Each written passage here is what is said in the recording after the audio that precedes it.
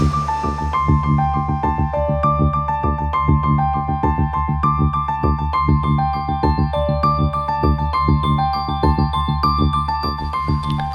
are many key parameters for boiler water quality.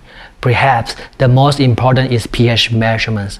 Maintaining the pH level within a specific range, typically between 8.5 and 11, is critical for minimizing corrosion and scaling.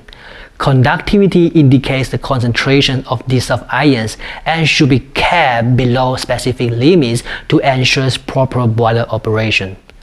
Silica content must be controlled to prevent scale formation and carryover, which can cause boiler damage. In addition, the concentrations of dissolved oxygen should be maintained within a range of ppb level depending on water treatment strategy. It is not necessarily better the lower it is. Also, chloride and sulfate level need to be kept minimal to prevent corrosive damage to the boiler system. It is quite a list, but monitoring and maintaining these parameters within recommended limit is essential for efficient, safe, and long-lasting boiler operation.